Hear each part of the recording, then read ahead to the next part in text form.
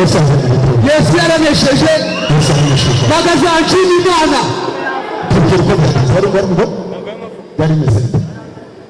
tugiye kubanza dusenge kugira ngo Imana wari gusenga gusoza ndabarira ntabwo batangura I'm very sorry because of igihe nini cyatuye vuga ngo na wenda mu segonda 30 ndabarira ndakwinze kuko igihe n'ikindi uzagaruka ku gicaniro uzabigira mu buryo bwambuye Imana y'umugisha tubiri musigana 30 ndashima Imana ko yanyejeje umuragi nabumaranye kirekire urekera hano ukakomera Imana yashimye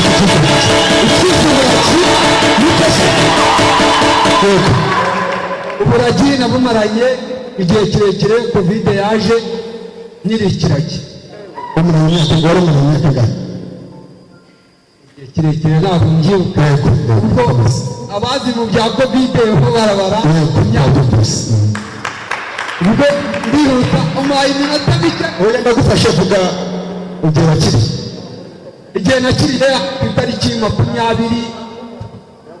22 z'ukwabiri 2025 ni muri uyu mwaka nishimye kukamenya amashyaka uravuga uhita uvuga ndavuga ndumva mpagaze aha nshima Imana reka bayisome amashyi urakoze cyane nyambira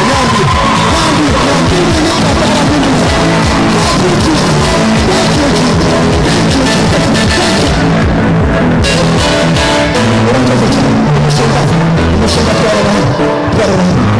dukomera nshidukomeza n'umushinga kuko twararaye ariko nawe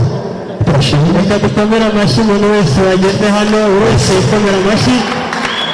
mwakoze cyane reka duhaguruke hanyuma dusaba kidikoni adusabire umugisha ariko niba tubwira itariki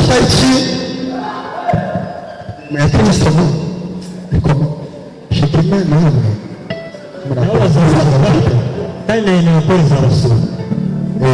nzajya gushima umushinga warohereje nzajya kumushimira nubwo umushinga nzajyayo ejo barananiye muzaze kubashimira igicaniro kizaba tariki 25 z'ukwezi kwa gatanu Imana ishimwe tuza kuri mwakoze Imana mugisha Imana uzabona Imana ishimwe Imana benshi duhaguruke hanyuma dusaba kidikoni atambuke sabira umugisha murakoze cyane Mana yacu tuguhaye icyubahiro uragikwiriye tugushimiye umugoroba mwiza waduhaye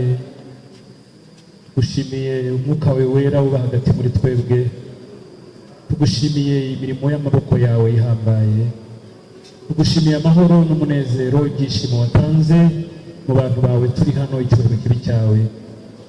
tugushimiye ibitangaza wakoreye umugaragu wawe twumvise akabihamya icyubahiro kibi cyawe tugushimiye ubutumwa bwiza twumvise kandi turasenze kugira ngo umwuka w'Imana akomeze kuba mu mitima yacu twese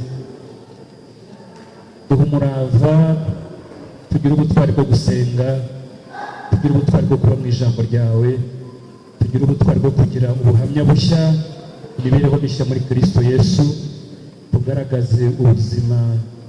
bw'abapfuye kuri kamere bakabona ubugingo muri Kristo Yesu turagushimira ko wakoresheje buri wese kugira ngo dufashwe warakoze gutegura aba baririmbyi warakoze kubashoboza bakaboneka muri uyu murimo wawe kandi wakoze kubashyigikira icyubahiro kibi cyawe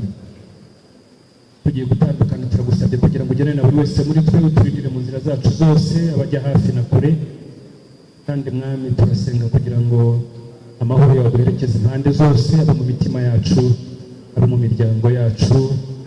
mwami ayo mahoro nakomeze kuba mu gihugu cyacu cyose kandi amahoro Imana itanga aho umuntu wese yakwibwira akomeze kurinda imitima yacu n'ubwenge bwacu ngo turusheho kumenya gukunda Imana n'umwana wa Yesu Kristo kandi umugisha w'Imana ishobora byose Imana data wa twese umwana n'umwuka wera ubane natwe twese ibihe byose amen.